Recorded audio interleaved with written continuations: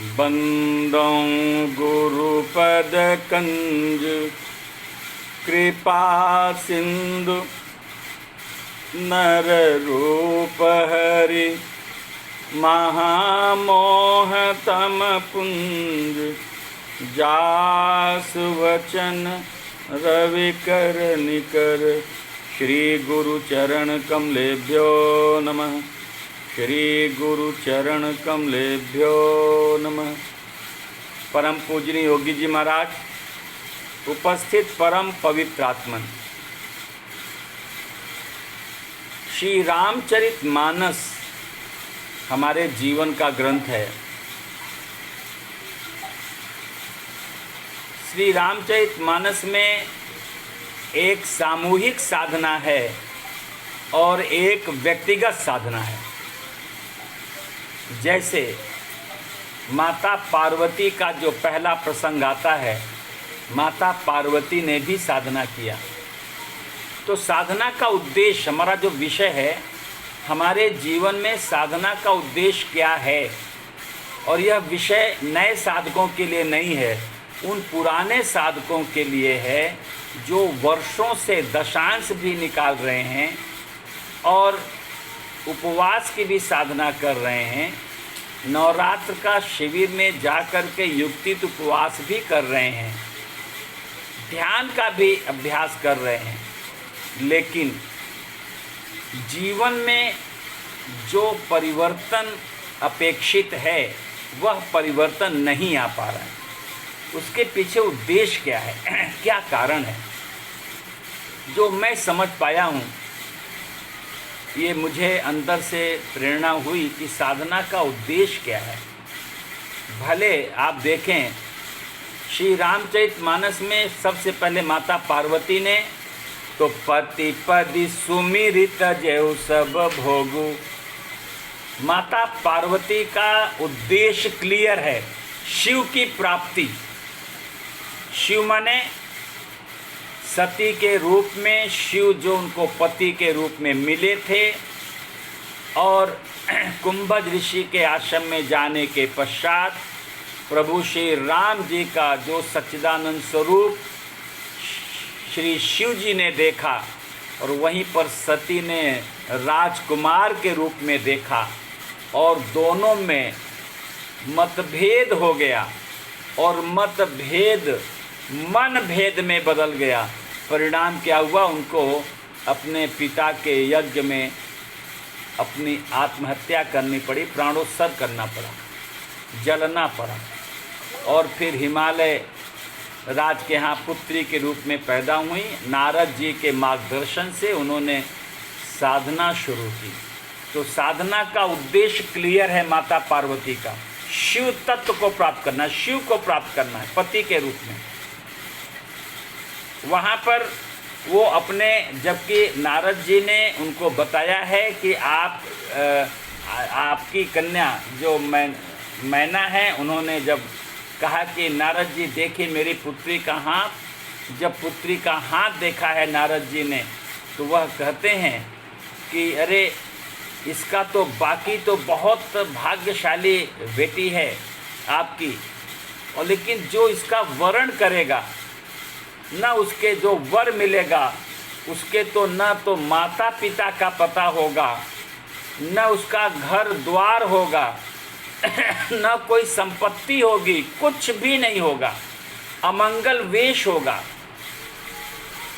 बताइए, जब कोई माँ अपनी बेटी के लिए ऐसे वर का समाचार मिलेगा तो माँ कितनी दुखी होगी। वहीं पर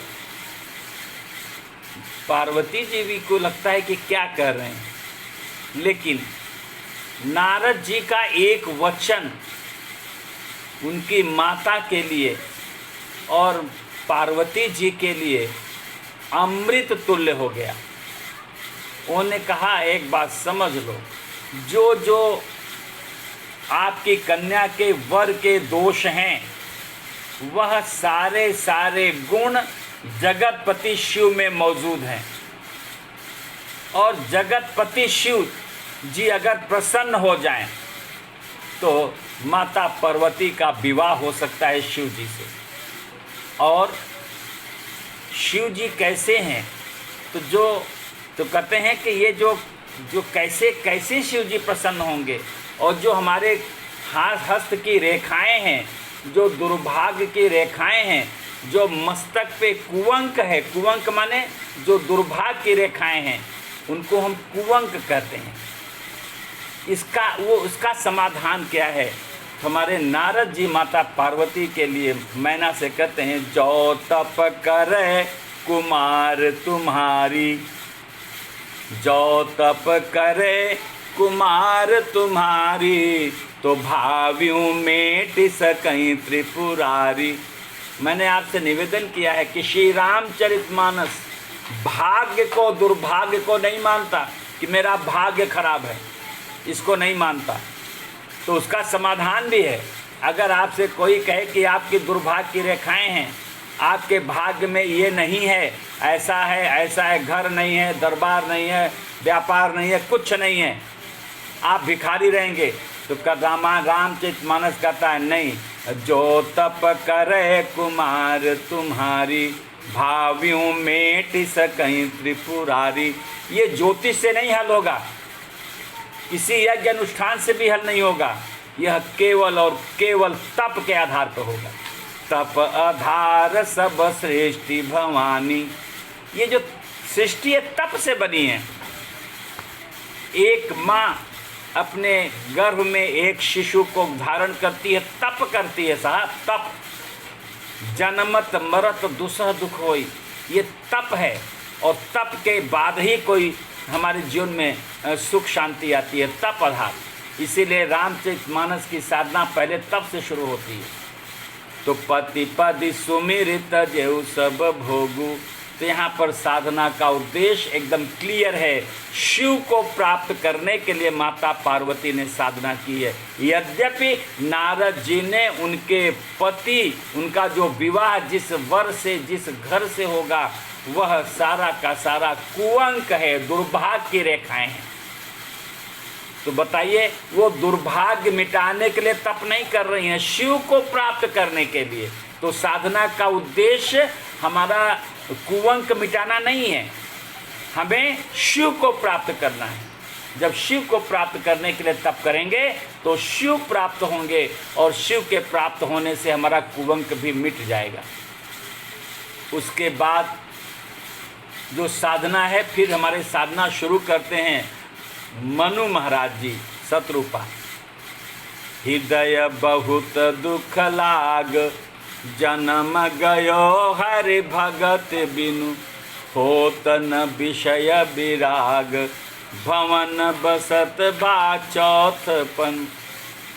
हमारे मनु महाराज को बहुत दुख लगा कि मेरा चौथापन आ गया, मुझे भगवान की भक्ति नहीं मिली और विषयों से वैराग्य नहीं हुआ। हमारे श्याम मोहन जी ने कल कहा था, पहले राग से, जो राग है, जो चिपकन है, आसक्ति है, भोजन से राग, दवाई से राग, चाय से राग, धन वस्त्र आभूषण कोठी कार बंगले से राग, पुस्तक से राग, परिवार से राग। जब तक राग नहीं मिटेगा तब तक वैराग्य नहीं आएगा, और जब तक वैराग्य नहीं होगा और तब तक आपको अनुराग भी नहीं होगा। अर्थात हमारे साधना का उद्देश्य क्या है? जो मनु महाराज जा रहे हैं, हृदय बहुत दुख लाग, ये राग से वैराग की ओर जाना चाहते हैं। हृदय बहुत दुख लाग, जन्म गयो हरि भगत बिनु। तो इन्होंने क्यों दुख लगा कि मुझे भगवान की भक्ति नहीं मिली। एक तो भक्ति नहीं मिली, पहली पीड़ा हुई, और दूसरा हुआ है कि विषयों से वैराग नहीं हो रहा है, राग नहीं मिट रहा है। इंद्रिय जन जो विषय हैं उनसे राग नहीं मिट रहा है। तो हमारी साधना का उद्देश्य क्लियर हो गया मनु महाराज का। एक तो भगवान की भक्ति चाहिए और राग मिटाना है, राग के लिए नहीं, वो भगवान की भक्ति के लिए निकल रहे हैं। तो राग तो अपने आप मिट जाएगा। अगर आप भगवान की भक्ति का उद्देश्य बनाएंगे, आपकी साधना का उद्देश्य भगवान की भक्ति है, मनु महाराज की तरह अगर आपने भक्ति को अपना उद्देश्य बनाया, राम की भक्ति, तो राग अपने आप मिटेगा, अपने आप राग मिटेगा।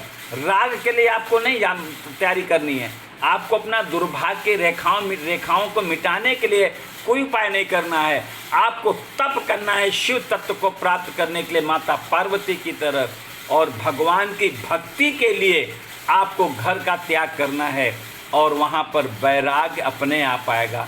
अर्थात हृदय बहुत दुख लाग, जन्म गयो हरि भगत बिन। कितना स्पष्ट है इनका उद्देश्य।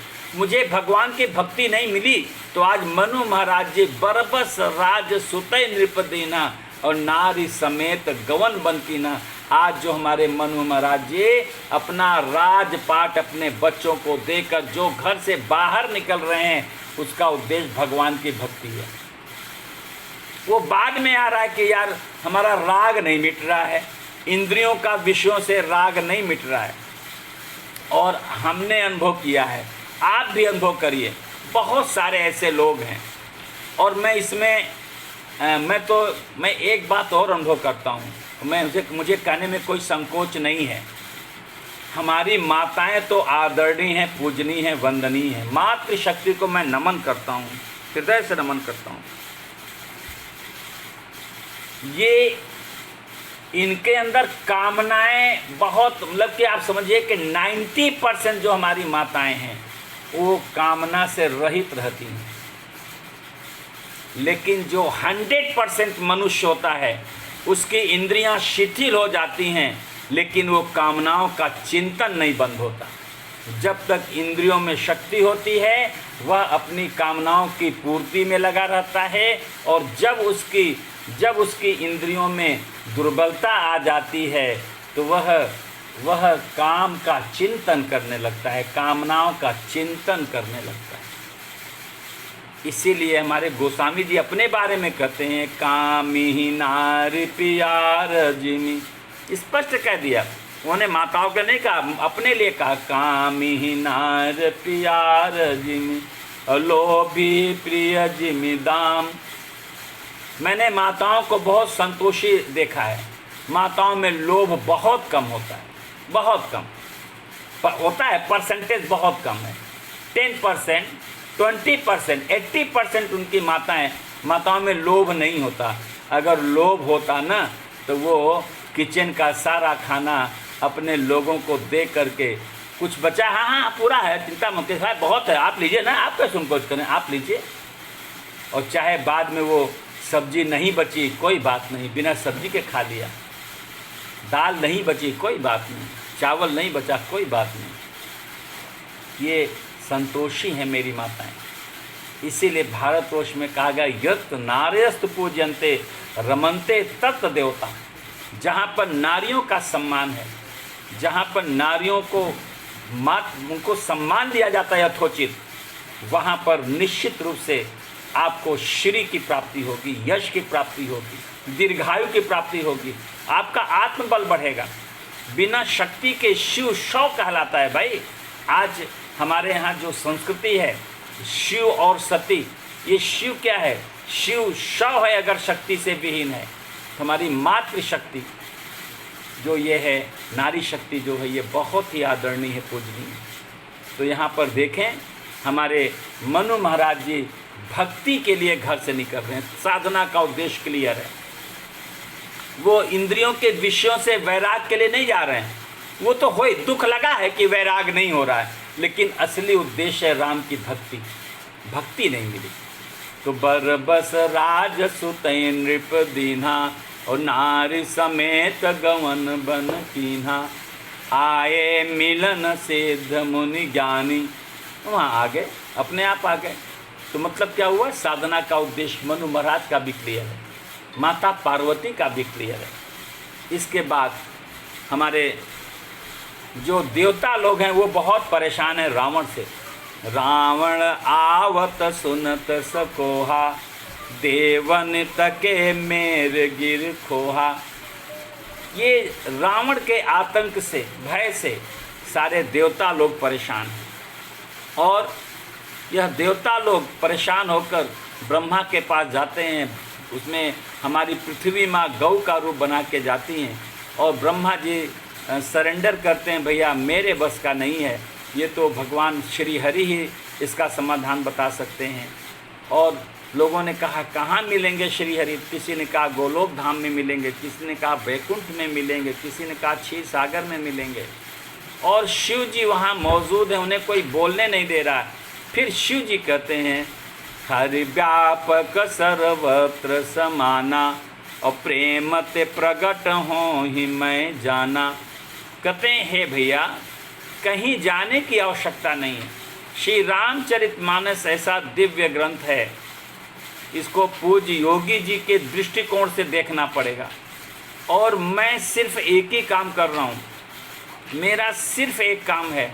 हमारे पूज्य योगी जी महाराज ने जी श्री रामचरितमानस के माध्यम से अपने सद्गुरुदेव पंडित बद्रीनाथ त्रिपाठी जी की प्रेरणा से जो मानस को एक नवीन दृष्टिकोण दिया है, मानस को देखने का एक नज़रिया दिया है, मानस अपने जीवन का ग्रंथ बताया है, अपने जीवन के प्रत्येक मौलिक मांगों की पूर्ति कराने वाला ग्रंथ सिद्ध किया है। ऐसे पूज्य योगी महाराज जी श्री रामचरितमानस के बारे में कहते हैं कि भैया श्री रामचरितमानस ये क्रिया प्रधान ग्रंथ नहीं है, यह विचार प्रधान और भावना प्रधान ग्रंथ है। और भगवान कहाँ मिलेगा? भगवान सब जगह व्याप्त है। इसका समाधान कहाँ ढूंढे भगवान को? भगवान व्याप्त है, हरि व्यापक सर्वत्र समाना। व्यापक एक ब्रह्म अविनाशी और सत चेतन घन आनंद राशि। अस प्रभु हृदय अछत अविकारी सकल जीव जगदीन दुखारी। कहते हैं हमारे भीतर जो हरि व्यापक सर्वत्र समाना, मैं वही आपको दिखाना चाह रहा हूँ। क्या व्यापक है? हरि व्यापक सर्वत्र समाना। तो क्या व्यापक है? तो व्यापक एक ब्रह्म अविनाशी सत चेतन घन आनंद राशि। अस प्रभु हृदय अछत अविकारी सकल जीव जगदीन दुखारी। यही तो शिव जी देवताओं से कह रहे हैं, वही हम आपसे कह रहे हैं। हमारे भीतर जो एको ब्रह्म द्वितीयो नास्ति, एक ब्रह्म के अलावा एक कॉस्मिक एनर्जी के अलावा, अगर ब्रह्म कहें चाहे कॉस्मिक एनर्जी कहें, पूरे ब्रह्मांड का, यूनिवर्स का जो एक कॉस्मिक एनर्जी है जिसके द्वारा यह जो सौर मंडल है, जिस सौर मंडल में हम आप रहते हैं, वह उसी कॉस्मिक एनर्जी से गवर्न है। ऐसे ही अनेक कोटि कोटि ब्रह्मांड हैं, ऐसे अनोखों करोड़ों ब्रह्मांडों को गवर्न करने वाली सत्ता को कॉस्मिक एनर्जी कहते हैं। उसी को हम राम कहते हैं, उसी को हम ब्रह्म कहते हैं। वो कॉस्मिक एनर्जी है और वो कॉस्मिक एनर्जी सारी सृष्टि को गवर्न कर रही है। उसी को दूसरा नाम पराशक्ति और परब्रह्म भी कह देते हैं। तो माय डियर फ्रेंड, आप समझ लीजिए इस बात को कि जो यह सत्ता है वही सत्ता व्याप्त है सब जगह समान रूप से और प्रत्येक प्राणी मात्र के भीतर है। व्यापक एक ब्रह्म अविनाशी सत चेतन घन आनंद राशि। वह सत्ता कैसी है? स्वरूप से शक्ति स्वरूप है, आनंद स्वरूप है, ज्ञान स्वरूप है। हमारे भीतर जो सत्ता है उसका अंश है, अंश अंशी का संबंध है, अंशी है परमात्मा, अंश है आत्मा। और अंश का स्वरूप क्या है? जो अंशी का स्वरूप है, स्वरूप माने गुण, अंशी स्वरूप माने गुण, अंशी का जो गुण है वही गुण हमारे भीतर अंश आत्मा का है। और कैसा है? शक्ति स्वरूप है, आनंद स्वरूप है और ज्ञान स्वरूप है। चूँकि वह शक्ति स्वरूप है इसलिए हमारी मौलिक मांग भी शक्ति है। हमारे भीतर जो दिव्य आत्मा है, जब तक हमारे शरीर के भीतर दिव्य आत्मा है तभी तक हमारी मांग शक्ति है, हमारी मांग आनंद है, हमारी मांग ज्ञान है और हमारी मांग प्रेम है। ये शक्ति, आनंद, ज्ञान और प्रेम हमारी मौलिक मांग हमारे भीतर ब्रह्म का जो अंश है आत्मा उसके कारण है। लेकिन दुर्भाग्य क्या है? सकल जीव जगदीन दुखारी। ऐसी जो प्राण शक्ति, आह्लादनी शक्ति, चेतना शक्ति, प्रेमा शक्ति जो हमारे हृदय में विराजमान है, उसके रहते हुए हम दुखी हैं। प्राण शक्ति जो स्वार्थ और शक्ति देती है, उसका अनुभव नहीं हो रहा है। हम रोग और शोक का, रोग और थकावट, कमजोरी का अनुभव कर रहे हैं। जो आह्लादनी शक्ति मन में आनंद ही आनंद प्रदान करती है, उसी मन में आह्लादनी शक्ति के अभाव में हम चिंता, परेशानी, तनाव का अनुभव कर रहे हैं। जो चेतना शक्ति, आत्मा की जो मौलिक शक्ति का एक भाग है, चेतना शक्ति, वह हमारे बुद्धि में ज्ञान और विवेक प्रदान करती है, जिसके अभाव और प्रभाव न होने से हम भय, अपमान का अनुभव करते हैं। और वही जो हमारे भीतर परमात्मा है, वही प्रेम का भंडार है, वही अपना है, वही आत्मा ही हमारा निज स्वरूप है। शरीर हमारा निज स्वरूप नहीं है, हम शरीर की जाति के नहीं हैं, हम तो उस परमात्मा की जाति के हैं। हम चेतन अंश आत्मा हैं। हम चेतन अंश आत्मा होते हुए भी प्राण शक्ति, आह्लादनी शक्ति, चेतना शक्ति, प्रेमा शक्ति, अर्थात शक्ति का भंडार, आनंद का भंडार, ज्ञान का भंडार, प्रेम का भंडार होते हुए भी हम रोग, शोक, भय, वियोग से दुखी। यही तो आश्चर्य है। और वही देवता लोग दुखी हैं रावण से, और कहते हैं कहाँ ढूंढने जाएं, तो शिव जी कहते हैं हरि व्यापक सर्वत्र समाना, प्रेम ते प्रगट हूँ ही मैं जाना। जैसे पूरे सृष्टि में परमात्मा व्याप्त है, उसको प्रकट करना पड़ेगा। ऐसे आपके जितने प्राणी मात्र हैं, जितने मानव मात्र हैं, वह किसी भी देश के हों, किसी भी जाति के हों, किसी भी धर्म को मानने वाले हों, किसी भी गुरु को मानने वाले हों, किसी भी गुरु मंत्र को मानने वाले, किसी भी इष्ट को मानने वाले, इससे कोई मतलब नहीं है। जो प्रत्येक मानव मात्र है, उसके भीतर जो सत्ता विद्यमान है, वह सत्ता ही हमारे भीतर हमारी मौलिक मांगों का मूल स्रोत है। उसको प्रकट करना पड़ेगा। कहते हैं घट घट मेरा साइया, सुनी से जन कोय, बलियारी वा घट के, जा घट पर घट होय। तो जब शिव जी ने कह दिया कि भैया वो कहीं नहीं जाना, यहीं आप भगवान को पुकारो, भगवान आएंगे, तो सारे देवता, गौ माता पृथ्वी और ब्रह्मा आदि सभी देवता मिलकर के शिव जी के दिशा निर्देश में, शिव माने गुरु तत्व, फिर समझ लीजिए, शिव माने गुरु तत्व, वह जो ब्रह्म है, जो परमात्मा है, बिना गुरु के दिशा बोध के नहीं मिलेगा।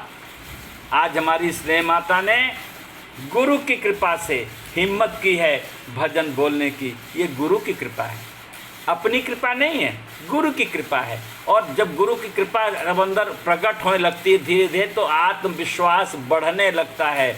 मैं क्यों नहीं कर सकती, मैं क्यों नहीं भजन गा सकती। यही तो मैं आपसे क्या कहता हूँ, आप आज ही से शुरू करो। आपके अंदर क्या कमी है भूल जाओ, हमारे शरीर में कितना मल है भूल जाओ, इंद्रियों में कितना अम्ल है भूल जाओ, मन में कितनी आसक्ति है भूल जाओ, बुद्धि में कितना अहंकार है भूल जाओ, अहम में कितना मिथ्यापनत्व है भूल जाओ। क्या करें फिर, भूल जाए तो क्या करें। जो नर होई चराचर द्रोही, आवे सभय शरण तक मोही, तज मद मोह कपट छल नाना, करऊँ सद्य ते ही साधु समाना। कहते शरणागत हो जाओ, भगवान के शरण आ जाओ, चाहे जितने भी बड़े पापी हो। जो नर होई चराचर द्रोही, राम जी का ये संदेश है। जो नर होई चराचर द्रोही, जो चर और अचर का द्रोह करने वाला हो, कितना घोर अपराधी हो, कितना घोर पापी हो, दुष्ट से तुम दुष्टता करने में थक जाओगे और भगवान तुम्हें माफ़ करने में नहीं थकेगा। ऐसा भगवान दयालु है, ऐसा भगवान कृपालु है, ऐसा भगवान करुणालय वरुणालय हमारे प्रभु हैं। वो तो बस देखते हैं हमारी शरण में आ जाए बस। तो कहते हैं जो नर हो ये चराचर द्रोही, आवे सभय, लेकिन शर्त है भय के साथ, निर्भय नहीं। अभी पापी अपराधी तो भय के साथ आना पड़ेगा। अभी एक बहन को मैंने फ़ोन किया, हमने कहा आप बहुत गलत काम कर रही हैं, बनती हैं गुरु भक्त, गलत कर रही हैं, आप बहुत बड़ा अपराध कर रही हैं और आपको समय नहीं मिल रहा है कार्यक्रम में आने के लिए, आपको भगवान माफ़ नहीं करेगा, और अगर एंट्री करेगा तो गुरु से माफ़ी मांग के एंट्री करिएगा, और आप बहुत गलत काम करने जा रहे हैं, आपको पता नहीं चल रहा है। मुझे लग रहा है कि तुम गलत कर रहे हो, नहीं दिखाई पड़ रहा है। मेरी जिम्मेदारी बनती है, क्योंकि मैंने उनका दशांश लिया है, तो मैं अगर आप लापरवाही करेंगे एक बार दो बार, मैं ज़रूर जगाऊंगा। जिस दिन तुम कह दोगे भैया मुझे आप मत फ़ोन करिए, मुझे मत परेशान करिए, मैं फिर आपको बात नहीं करूंगा। मेरे अंदर एक बहुत बड़ी कमी है, पहले दिल मेरा किसी से जुड़ता नहीं है, बड़ी समस्या ये है, जुड़ते ही नहीं जल्दी। अगर किसी से दिल जुड़ जाता है तो फिर टूटता नहीं है, और टूट जाता है तो फिर ताकता नहीं। जल्दी जुड़ता नहीं, जुड़ता है तो टूटता नहीं, और टूटता है तो फिर ताकता नहीं, ये समझ लीजिए। इसलिए हमने उनको आज बहुत कस के चेतावनी दी है। तो मेरा मतलब कहने का है कि आप गलती कर सकते हैं, लेकिन भगवान गुरु आपको चेतावनी देता रहेगा। गुरु आपको रास्ता दिखाने के लिए अलार्म बजाता रहे, घंटी बजाता रहे, कॉल बेल, लेकिन आप भी तो जगो ना, आप भी तो हिम्मत करो ना। आप ही नहीं आओगे तो कैसे काम करेगा। इसलिए कहते हैं जो नर हो ये चराचर द्रोही, आवे सभय शरण तक मोही। लेकिन शर्त है तज मद मोह, तज मद मोह कपट छल नाना, करऊं सद्य ही साधु समाना। आप छल कपट त्याग करके आ जाइए, भगवान के शरणागत हो जाइए। भगवान आपके करोड़ों करोड़ों जन्मों के पापों को क्षमा कर देंगे। कहाँ का रोग, कहाँ का शोक, कहाँ का भय, कहाँ का वियोग। हमारे दादा गुरु त्रिपाठी जी को टीबी की शिकायत 1929 में 25 साल की अवस्था में, और आत्महत्या करने गए, और एक संत ने रोक दिया। जीआईसी इलाहाबाद में, वहाँ पीपल के पेड़ के नीचे व्याकुल होकर बैठे, अधीर होकर रो करके, और माता जानकी ने, राम जी ने साक्षात्कार हुआ, और माता जानकी का दाहिना अंगूठ मस्तक से स्पर्श किया, वो टीबी का सारा रोग गायब 24 घंटे के अंदर। ये है भगवान। तभी हमारे महाराज जी कहते हैं भगवान दमदार है, विश्वास की कमी है। भगवान बहुत दमदार है, विश्वास की कमी है। और सबसे बड़ी बात है, आपने अपने भगवान को पता नहीं कहाँ बना के रखा है, अपने से दूर कर दिया है। तो यहाँ पर कहते हैं भगवान के सम्मुख आइए, शरणागत हो जाइए। इसी प्रकार कहते हैं सन्मुख हो ही जीव मोहि जबहि, जन्म कोटि अघनासहि तबहि। तो अब आप देख लीजिए, जो देवता रावण के भय से, आतंक से दुखी हैं, अब वो किससे जुड़ रहे हैं? भगवान से, परमात्मा से, ब्रह्म से। उस भगवान से जो दयालु परमात्मा, उसको पुकार रहे हैं, और भूल गए, दुख भूल गए, रावण को भूल गए, अब भगवान को पुकार रहे हैं, और भगवान आ गए। तो उनकी साधना का उद्देश्य अभी बता दूंगा, क्लियर हो जाएगा। जानी डरे पहु मुनि सिद्ध सुरेशा, तुम्हें लाग धरी हूँ नर बेशा। अब जितने देवता हैं उनसे कहा, हे देवताओं निर्भय हो जाओ, जानी डर पहु। पहली बात तो डरो मत, मैं आ रहा हूँ तुम्हारे लिए।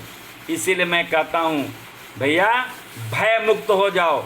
अगर तुमने अपने को भगवान से जोड़ लिया, तो भगवान से जुड़ने वाले को सबसे पहली जो अनुभूति होती है वो है निर्भयता। प्रहलाद भगवान से जुड़ गए, पिता के अत्याचार से वो दुखी नहीं हो रहे, निर्भय हैं।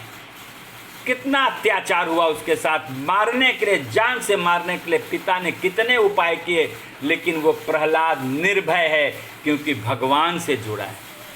इसी प्रकार से ध्रुव निर्भय है, भगवान से जुड़ गया है। मीरा निर्भय है, भगवान से जुड़ गई है। तो भैया आप भी अगर भगवान से जुड़ेंगे तो आप भी निर्भय हो जाएंगे। और भगवान का आश्वासन आ गया, जन डर पव मुनि सिद्ध सुरेशा, तुम्हें लाग धरियों नरवेशा। क्या क्या कमाल है।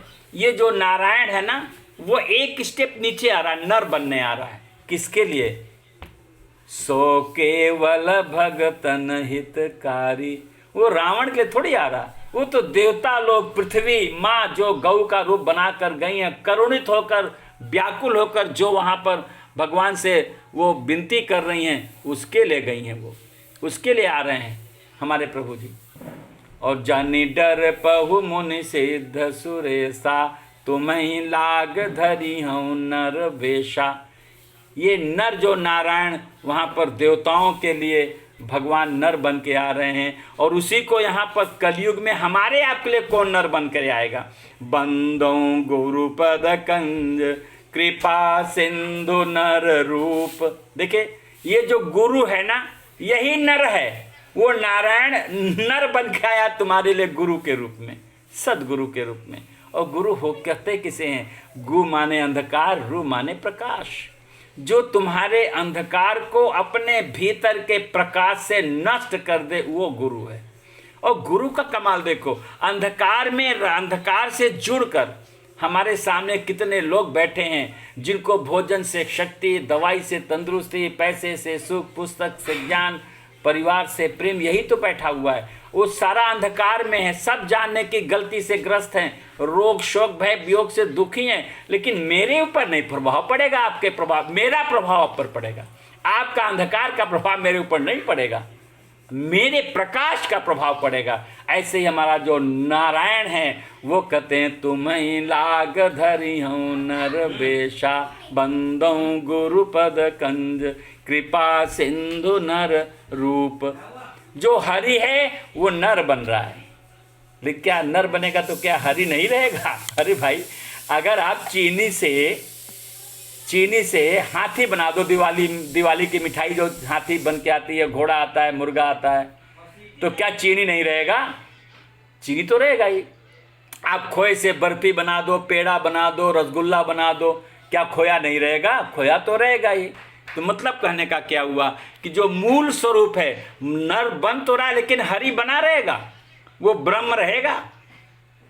ठीक है, वो नर रूप में होते हुए आपके लिए नर बन जाएगा, लेकिन स्वरूप से हरि रहेगा। ऐसे बंदों गुरु पद कंज कृपा सिंधु नर रूप हरि।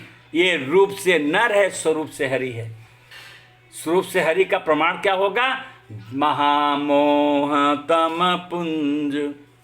हमारी उमा बहन कहती हैं, भैया मैं आपको सुनकर कितनी एनर्जी आ जाती है, कितनी ऊर्जा आ जाती है, मैं कितनी पॉजिटिव हो गई हूँ। अभी हम लोग बस ऑनलाइन ऐसे मिल रहे हैं, कितनी पॉजिटिव। हमारे कुलदीप भैया कहते हैं हमें क्या चिंता करना, आप हो आप जानो, हमसे क्या मतलब है।